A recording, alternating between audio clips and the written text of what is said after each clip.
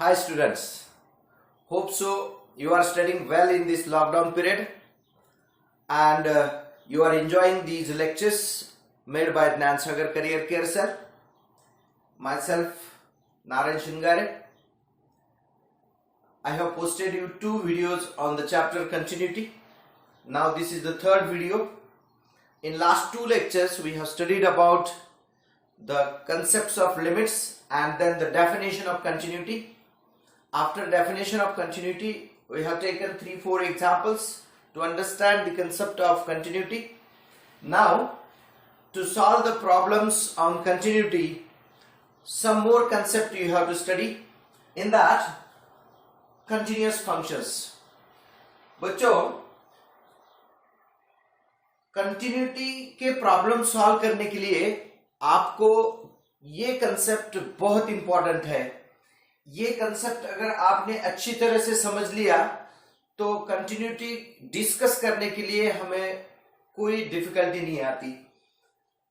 पहला फंक्शन है constant function, that is f of x is equal to k.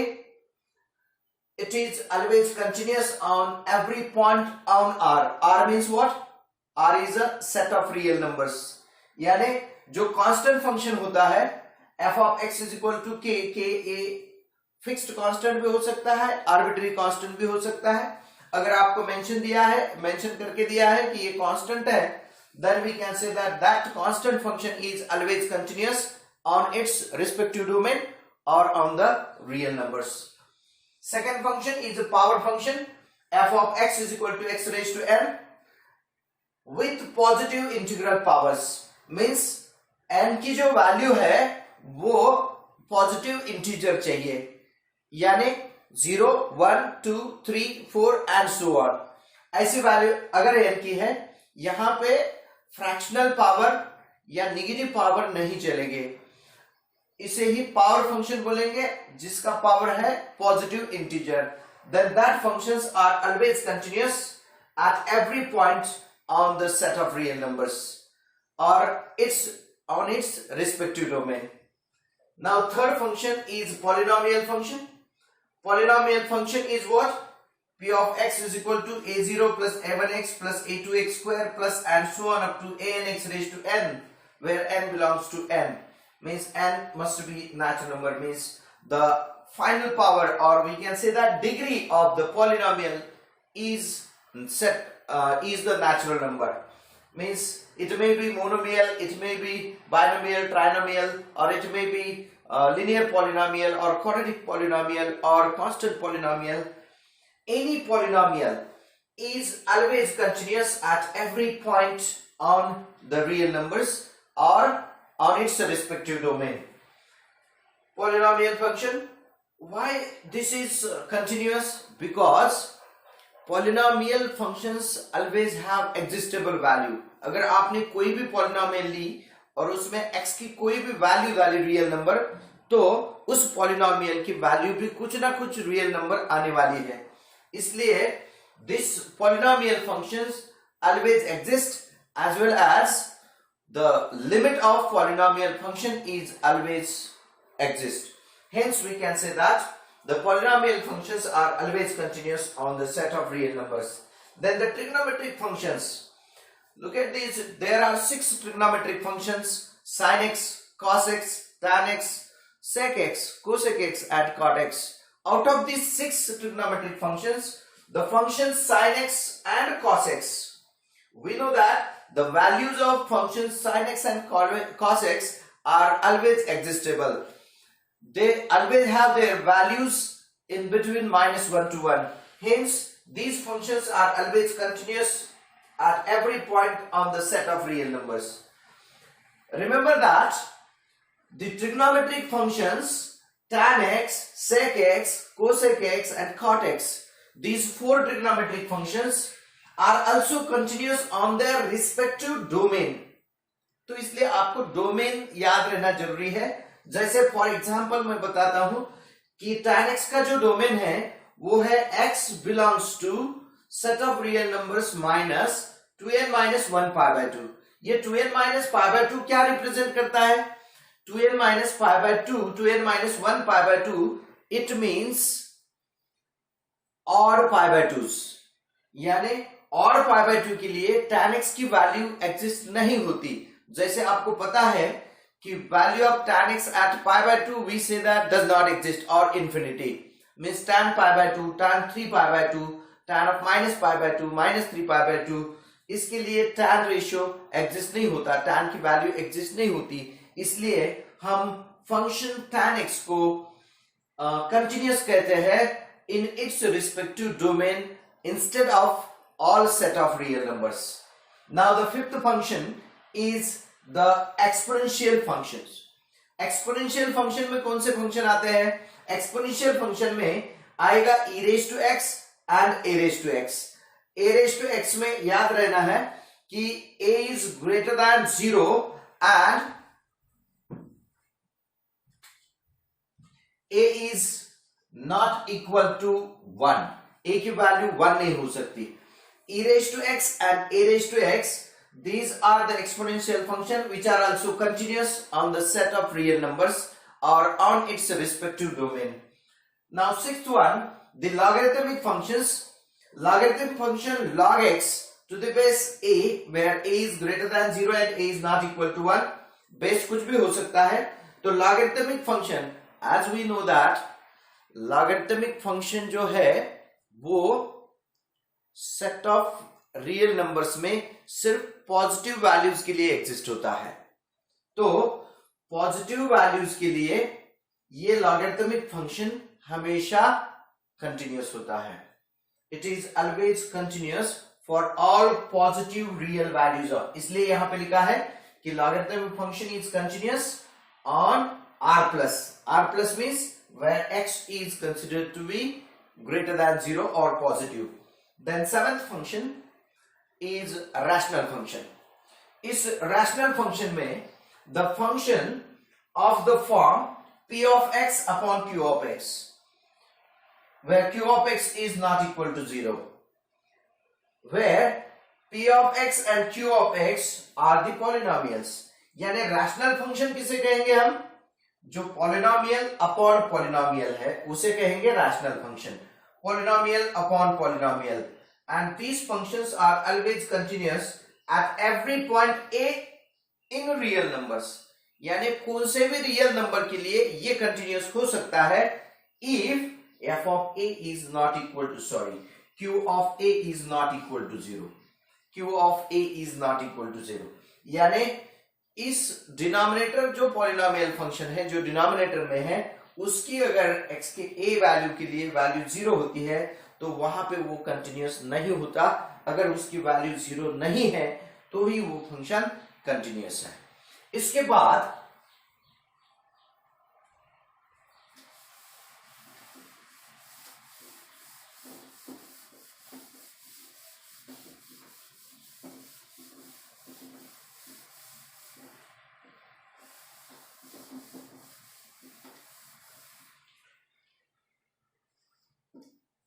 और function है modulus function.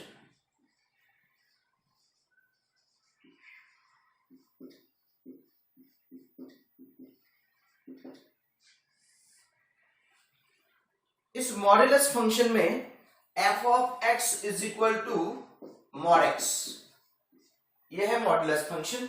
f of x is equal to mod x is always continuous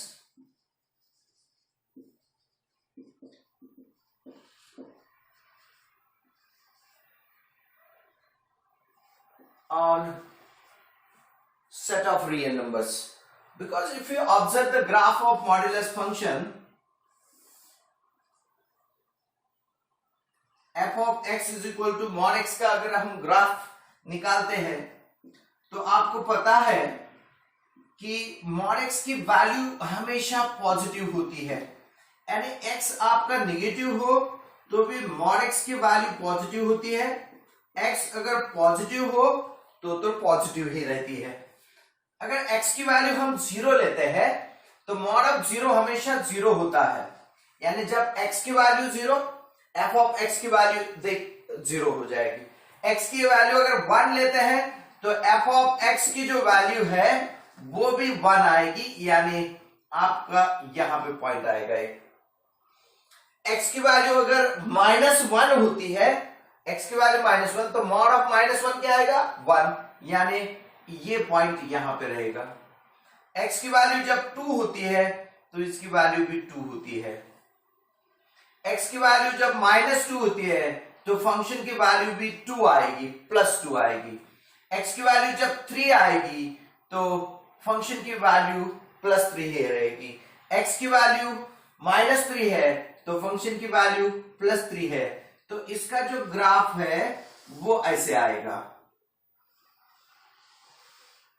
जो कि continuous है, जिसको break नहीं है। किसी भी रियल नंबर के लिए मॉड्यूलस फंक्शन की वैल्यू एग्जिस्टेबल है, इसलिए इस फंक्शन को कंटिन्यूअस कहा जाता है। This function is said to be continuous. इसके बाद और एक फंक्शन आपको सीखना है, जिसको कहेंगे हम ग्रेटेस्ट इंटीजर फंक्शन। ये जो ग्रेटेस्ट इंटीजर फंक्शन होता है, जिसे हम स्टेप फंक्शन कहते हैं, 9 नंबर स्टेप फंक्शन।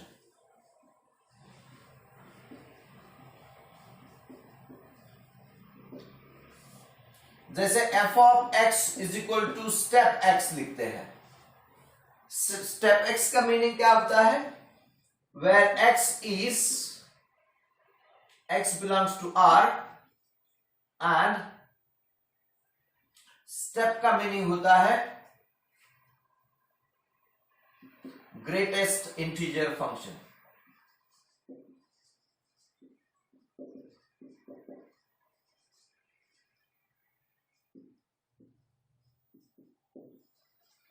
इस स्टेप x को ही हम कहते हैं,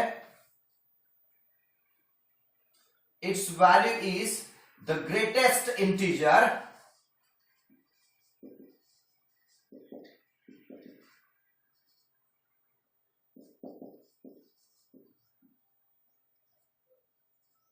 not greater than x, not greater than x।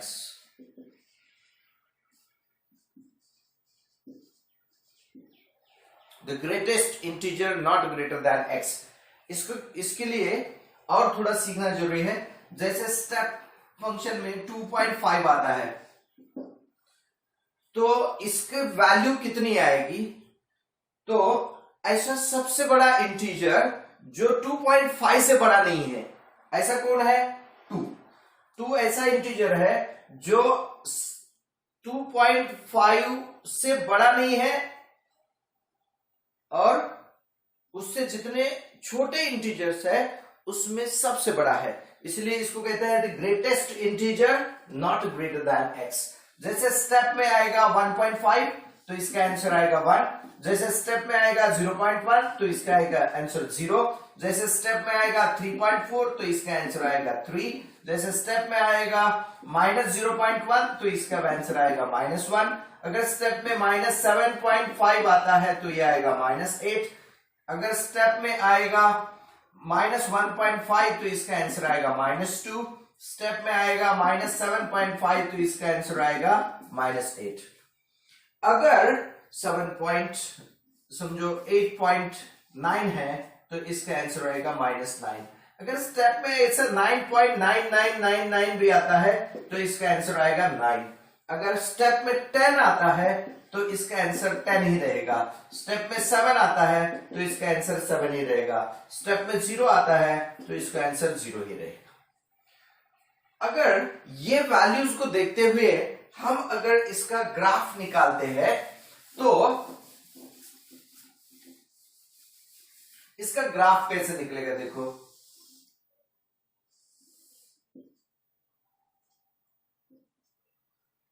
ये x है, ये f ऑफ x है, ये 1 2 3 4 5 -1 -2 -3 -4। अब हम x की वैल्यू जब 0 ली थी तो फंक्शन की वैल्यू भी 0 आई थी, यानी एक पॉइंट यहां पे बनेगा। x की वैल्यू जब 0.1 थी, 0 यानी 0.99 तक, x की वैल्यू जब 0.99 तक लेंगे हम, इस फंक्शन एफ ऑफ एक्स की वैल्यू 0 ही है, यानी ये पॉइंट्स यहां पे मिलेंगे। लेकिन x की वैल्यू 1 लेते ही आपको यहां पे पॉइंट मिलेगा 1 से लेके 1.99 तक ये वैल्यूज हमें मिलते रहेंगे 1 1 1, यानी x की वैल्यू 1.1 है तो भी फंक्शन की वैल्यू 1 ही है, x की वैल्यू 1.2 है तो फंक्शन की वैल्यू 1 ही है। ऐसे करते करते ये 1.99 तक मिलेगा। 2 के लिए यहां वैल्यू नहीं मिलेगी, 2 के लिए वैल्यू कहां मिलेगी, x मॉड में जब ये स्टेप में जब 2 जाता है तो वो रहेगा 2, तो उसके बाद 3 तक ये वैल्यूज हमें मिलते रहेंगे। 3 को इसकी वैल्यू नहीं मिलेगी, फिर 3 के लिए वैल्यू ये 3 मिलेगी, 4 के लिए वैल्यू फिर से 4 मिलेगी, और -0.1 से लेके -1 तक ये वैल्यूज हमें मिलते रहेंगे। 0 के लिए 0 है, और उसके बाद इसके वैल्यूज -1 मिलते रहेंगे। उसके बाद आपको -2 के लिए ये वैल्यूज मिलेंगे, -3 के लिए आपको ये वैल्यूज मिलेंगे जो -3 से लेके है। अब हम अगर इस ग्राफ को ऑब्जर्व करेंगे तो आपको पता लगेगा कि हर इंटीग्रल पॉइंट पे ये जो ग्राफ है ब्रेक होके दूसरी जगह पे जा रहा है। फिर 2 के जहां पे ब्रेक हो गया यहां गया, 3 के जगह पे ब्रेक हो गया यहां गया, 4 की जगह पे ब्रेक होगा आगे जाएगा। तो ये इंटीग्रल पॉइंट के लिए फंक्शन डिसकंटिन्यूअस होता है। तो स्टेप फंक्शन के लिए हम कहेंगे कि f of x is equal to step x is continuous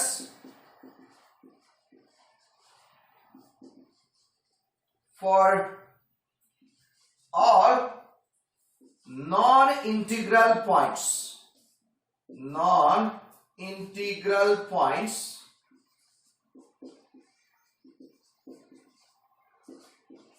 of R। यानी स्टेप फंक्शन ये सभी इंटीजर्स के लिए डिसकंटिन्यूअस होता है, और जो नॉन इंटीग्रल पॉइंट है वहां पे वो कंटिन्यूअस होता है। लेकिन जहां पे भी इंटीजर आया वहां पे उसका ग्राफ ब्रेक हो गया, तो स्टेप फंक्शन इंटीग्रल पॉइंट्स के लिए डिसकंटिन्यूअस है, नॉन इंटीग्रल पॉइंट के लिए कंटिन्यूअस है। तो याद रखो बच्चों, ये जो 9 कंसेप्ट्स हमने सीखे हैं, जिसमें पहला फंक्शन सीखा कांस्टेंट फंक्शन जो हमेशा कंटिन्यूअस होता है, दूसरा फंक्शन सीखा पावर फंक्शन वो भी हमेशा कंटिन्यूअस होता है, तीसरा फंक्शन सीखा हमने पॉलिनोमियल फंक्शन वो भी हमेशा कंटिन्यूअस होता है, हर रियल नंबर के लिए वो कंटिन्यूअस होता है। फिर ट्रिग्नोमेट्रिक फंक्शन में साइन और कॉस ये हमेशा कंटिन्यूअस होते हैं, लेकिन जैसे टैन, कॉट, सेक और कोसेक ये जो रेशियोज है, ये जो फंक्शंस है, ये उनके सिर्फ डोमेन में कंटिन्यूअस होते हैं, हर पॉइंट के लिए कंटिन्यूअस नहीं होते हैं। उसके बाद एक्सपोनेंशियल फंक्शन हमेशा कंटिन्यूअस होता है सभी रियल नंबर्स के लिए। लॉगरिथमिक फंक्शन सिर्फ पॉजिटिव रियल नंबर्स के लिए कंटिन्यूअस होता है। रैशनल फंक्शन उन्हीं पॉइंट्स के लिए कंटिन्यूअस होता है जिनके लिए उसका डिनोमिनेटर 0 नहीं होता है। उसके बाद मॉड्यूलस फंक्शन जो है वो हमेशा कंटिन्यूअस होता है, वो कभी डिसकंटिन्यूअस नहीं होता। और step function non integral points के लिए कंटिन्यूअस होता है, इंटीग्रल पॉइंट्स के लिए डिसकंटिन्यू होता है। तो ये सब नॉलेज आपको याद रखना है while solving each and every point in the continuity.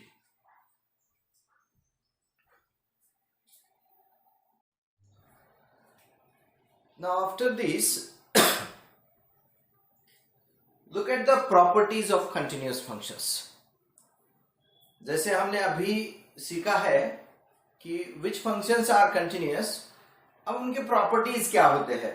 इसे हम अलजेब्रा ऑफ कंटिन्यूअस फंक्शंस भी बोलते हैं और प्रॉपर्टीज ऑफ कंटिन्यूअस फंक्शंस भी बोलते हैं। if the functions f and g are continuous at x is equal to a, दो फंक्शन है कोई भी f of x और g of x जो x is equal to a के लिए कंटिन्यूअस है, then number one, sum of functions, that is f of x plus g of x, sum of the function is also continuous at x is equal to a. अगर दोनों function x is equal to a के लिए continuous है तो उनकी addition भी उन x is equal to a के लिए कंटिन्यूअस है.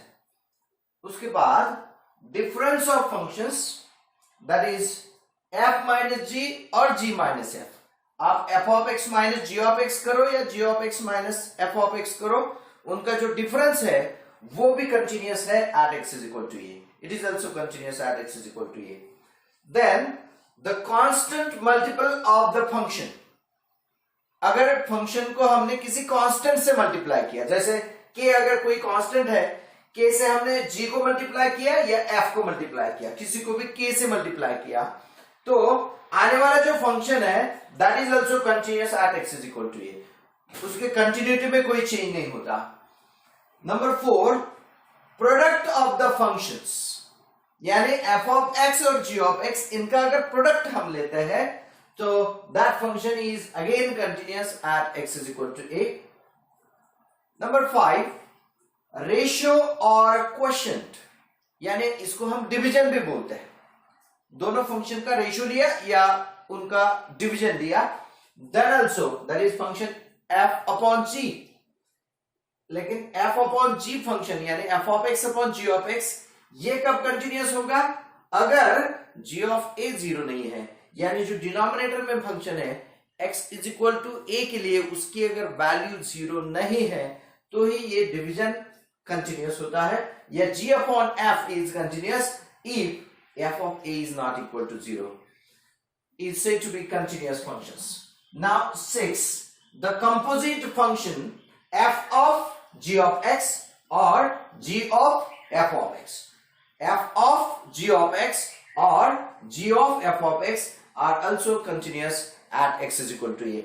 We'll take one example of this 6 number. Suppose f of x is equal to x square plus 1. This is a polynomial function.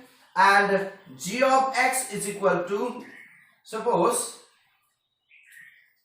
2x plus 3 upon x plus 1.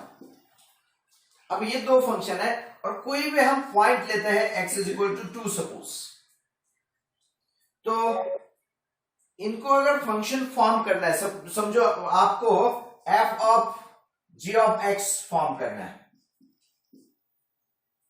f of g of x क्या होगा?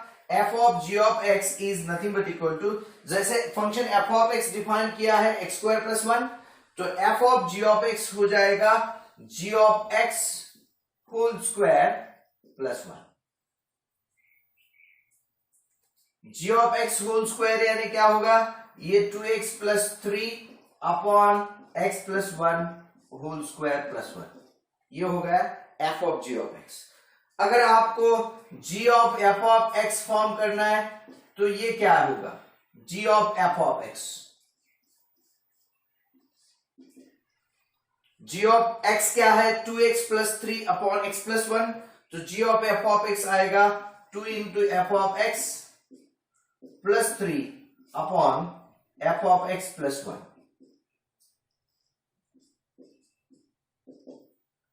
अब इसमें f of x की value डालो, यानी ये function बन जाएगा 2 into bracket x square plus 1 plus 3 divided by x square plus 1 plus 1. अब ये जो फंक्शन फॉर्म हुए हैं इसको 2 के लिए हमें चेक करना है. तो हमें पता है कि x इज इक्वल टू 2 के लिए ये पॉलिनोमियल फंक्शन है इसलिए कंटिन्यूअस है, ये रैशनल फंक्शन है इसलिए कंटिन्यूअस है. x इज इक्वल टू 2 के लिए इसका डिनोमिनेटर 0 भी नहीं होता है, तो g of x is continuous at x is equal to 2 also.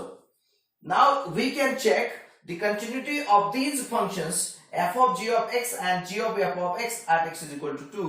तो हम इजीली कह पाएंगे कि x is equal to 2 के लिए इन दोनों फंक्शंस का लिमिट और वैल्यू दोनों मिलते हैं और दोनों इक्वली आते हैं, इसलिए हम ये फंक्शंस को x इज इक्वल टू 2 के लिए भी कंटिन्यूस कहते हैं। तो ये अलजेब्रा ऑफ कंटिन्यूस फंक्शंस आपको याद रखना है together with that continuous functions. Okay, now we'll see the types of discontinuity. There are different types of discontinuity.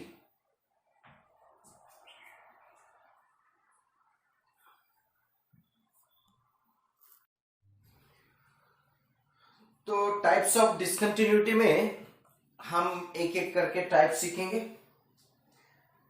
जिसमें पहले डिसकंटिन्यूटी का टाइप है जंप डिसकंटिन्यूटी। अब पहले ये जरूरी है कि फंक्शन डिसकंटिन्यूअस है ये कब हम कहते हैं, तो जो फंक्शन कंटिन्यूअस नहीं होता है उसे हम डिसकंटिन्यूअस फंक्शन कहेंगे। यानी अगर फंक्शन का लिमिट एग्जिस्ट ही नहीं होता है तो फंक्शन डिसकंटिन्यूअस होता है। अगर फंक्शन की वैल्यू ही नहीं आती है तो उसे डिसकंटिन्यूअस फंक्शन कहा जाता है। लिमिट भी एग्जिस्ट होता है, वैल्यू भी एग्जिस्ट होती है, लेकिन वो इक्वल नहीं है, तभी भी हम कहते हैं कि फंक्शन कंटिन्यूअस नहीं है। तो डिसकंटिन्यूअस फंक्शन होने के अलग अलग वजह है। तो कौन सी वजह से फंक्शन किस टाइप का डिसकंटिन्यूअस होता है ये हमें सीखना है, जिसमें पहला है जंप डिसकंटिन्यूटी। तो जंप डिसकंटिन्यूटी में क्या कहा है, a function f of x has a jump discontinuity at x is equal to a, किसी भी पॉइंट को if LHL means left hand side limit, LHL and RHL both exist, दोनों exist होते हैं but are different, means they are not equal. That is, limit of f of x as x tends to a minus is not equal to limit of f of x as x tends to a plus. अब इसके लिए हम एक example लेते हैं। समझो f of x is equal to है 2x plus 3 for minus 1 is less than or equal to x is less than 1, और दूसरा फंक्शन है 4x plus 3 for 1 is less than or equal to x is less than or equal to 2, और आपको continuity discuss करनी है at x is equal to 1। अब x is equal to 1 के लिए जब कंटिन्यूटी डिस्कस करना है और दिया हुआ जो फंक्शन है इसमें हम देखते हैं तो 1 के पास इस फंक्शन की जो डोमेन है वो 1 के पास ब्रेक हो रही है। यानी this 2x plus 3 is the function for all x less than 1 and 4x plus 3 is the function for all x greater than or equal to 1। तो यहां पे हम LHL और RHL दोनों फाइंड आउट करेंगे। LHL फाइंड आउट करने के लिए हम लेंगे limit of function as x tends to 1 minus के लिए हम फंक्शन चूज करेंगे 2x plus 3 for x tends to 1 minus, that is equal to, अब हम इसमें फंक्शन की value x is equal to 1 रखते हैं तो ये आएगा 2 into 1 plus 3 that is 5, और RHL हम फाइंड करते हैं। RHL के लिए आएगा limit of f of x as x tends to 1 plus is equal to limit of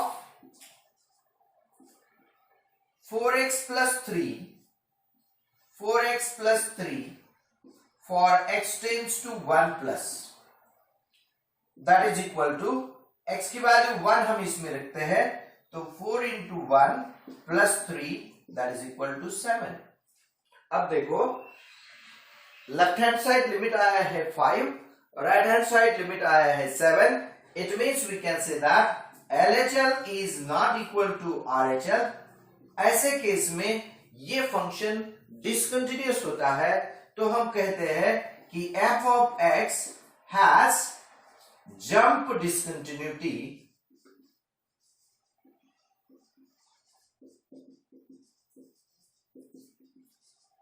eight x is equal to 2 के लिए, sorry x is equal to 1, x is equal to 1 के लिए ये फंक्शन डिसकंटिन्यूअस है और discontinuity का type jump discontinuity. इसके बाद आता है रिमूवेबल डिसकंटिन्यूटी। अब रिमूवेबल डिसकंटिन्यूटी किसे कहते हैं? The function f of x has removable discontinuity at x is equal to a. किसी भी पॉइंट के लिए इसकी डिसकंटिन्यूटी रिमूवेबल है कब? When limit of f of x as x tends to a exist, यानी फंक्शन का लिमिट एग्जिस्ट होता है। अगर LHL और RHL भी फाइंड आउट करना है तो LHL is equal to RHL आएगा, तो हम कहते हैं limit of f of x as x tends to a exist. But either f of a does not exist, यानी उस पॉइंट के लिए फंक्शन की वैल्यू एग्जिस्ट नहीं होती, और f of x limit of f of x as x tends to a is not equal to f of a. या तो फंक्शन की वैल्यू ही एग्जिस्ट नहीं होती, और एग्जिस्ट होती भी है तो वो लिमिट के बराबर नहीं है। इस कंडीशन में फंक्शन डिसकंटिन्यूअस होता है और ऐसी डिसकंटिन्यूटी रिमूव की जा सकती है, जिसमें लिखा है कि in such case we can redefine the function. ऐसे केसेस में फंक्शन को हम रीडिफाइन कर सकते हैं। सो एज, कैसे रीडिफाइन कर सकते हैं? कि so as to remove the discontinuity, उस डिसकंटिन्यूटी को रिमूव करने के लिए the function becomes, then the function becomes continuous at x is equal to a. इसके लिए एक एग्जांपल लेंगे हम। जैसे एग्जांपल दिया है f of x is equal to x square minus 4 upon x minus 2 for x is not equal to 2 is equal to 7 for x is equal to 2, और continuity discuss करनी है at x is equal to 2। Function किस type का दिया है? देखो, f of x is equal to x square minus 4 upon x minus 2 for x is not equal to 2 and is equal to 7 for x is equal to 2. We are going to discuss this continuity at x is equal to 2। तो देखो बच्चों, इसके लिए हमें अब not equal to 2 के लिए ये फंक्शन दिया है, तो इसके लिए हमें LHL और RHL दोनों अलग अलग फाइंड करने की जरूरत नहीं, हम डायरेक्टली इसका लिमिट निकालेंगे। तो पहले फाइंड करेंगे limit of function f of x as x tends to 2 is equal to limit of x square minus 4 upon x minus 2 as x tends to 2। A square minus b square के फॉर्मूले से हम इसको separate करते हैं, इसके factor मिलाते हैं। x minus 2 x plus 2 divided by x minus 2 as x tends to 2, तो ये x माइनस 2 कैंसिल हो जाएगा, इज इक्वल टू आएगा limit of x plus 2 as x tends to 2, that is equal to 2 value substitute करके इसका limit आएगा, limit of function as x tends to 2, ये आया 4, एंड वैल्यू दी है f ऑफ 2 जो दी है गिवन है, ये है 7। x इज इक्वल टू 2 के लिए वैल्यू 7 है, यानी f ऑफ 2 7 दिया है। It means these values are not equal, therefore we can say that limit of f of x as x tends to 2 minus x tends to 2 is not equal to f of 2, यानी function बन गया discontinuous. Therefore we can say that f of x has removable discontinuity।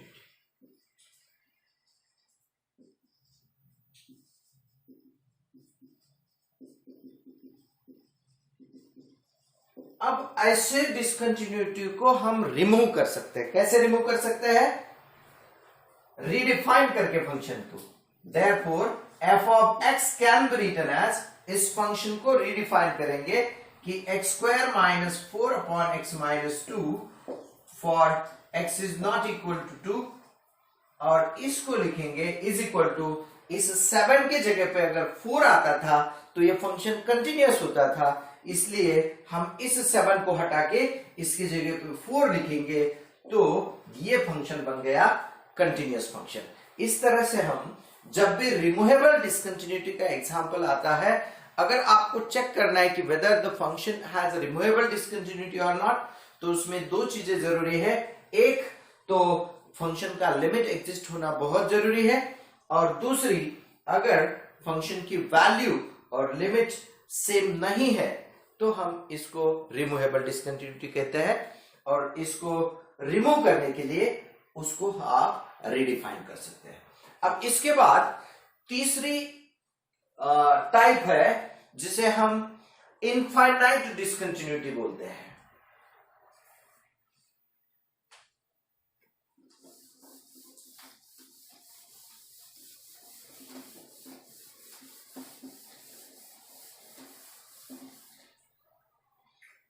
तीसरा जो type है वो है infinite discontinuity.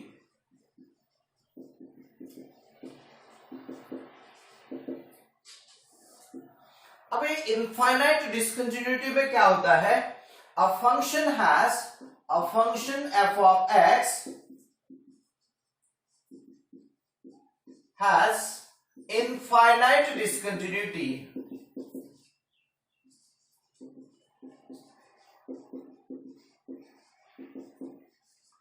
if, कब कहते हैं हम इसे infinite discontinuity, if LHL and RHL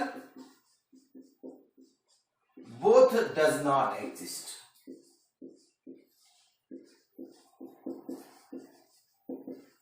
यानी limit of, that is limit of f of x as x tends to a minus is equal to plus or minus infinity, and limit of f of x as x tends to a plus, ये भी है plus और minus infinity.